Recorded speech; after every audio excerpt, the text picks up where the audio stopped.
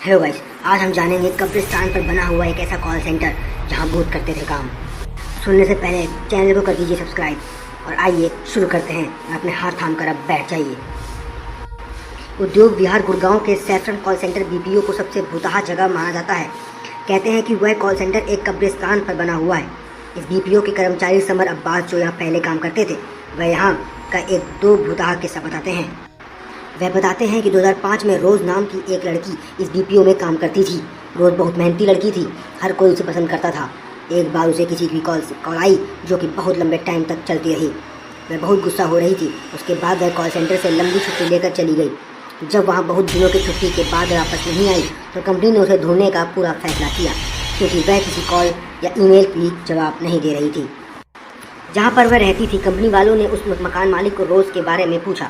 मकान मालिक ने बताया कि वह लड़की तो 8 साल पहले ही मर चुकी थी। समर अब्बास कहते हैं कि वह न रोज़ से मिला और न उसे देखा, क्योंकि वह उस घटना के बाद कंपनी में लगा था। लेकिन वहाँ पहले से काम करने वाले लोग कहते हैं यह बात बिल्कुल सच है।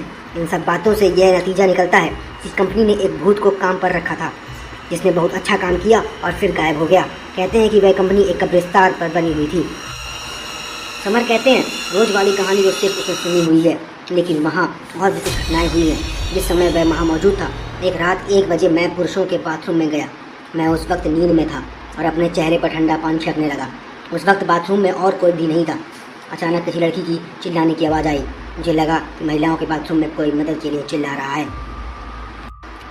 मैं मदद के लिए बाहर गया और मेरी एक सहकर्मी मुझे ऐसे घूर रही थी जैसे उसे कोई सदमा लगा हो। उसने मुझसे पूछा कि क्या तुमने भी किसी के चिल्लाने की आवाज़ सुनी, लेकिन बाथरूम में उसके अलावा कोई भी नहीं था। ये घटना तब की थी जब कंपनी का परिवहन क्षेत्र बेसमेंट में था।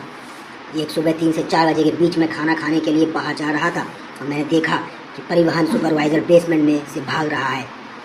मेरे पूछने पर उसने बताया कि वो अपना काम खत्म करने के बाद कुर्सी पर सोने की कोशिश कर रहा था और उसने अपने पैर डेस्क पर टिकाए हुए थे। किसी ने उसके पैरों को खींचा, लेकिन उसने इस बात को नज़रअंदाज कर दोबारा सोने की कोशिश की। इस तरह उसके साथ 2 बार हुआ। तीसरी बार उसे कुर्सी से किसी ने उठा के फेंक दिया। उस वक्त वह परिवहन कमरे से अकेला था, इसलिए वह डर कर भाग रहा था।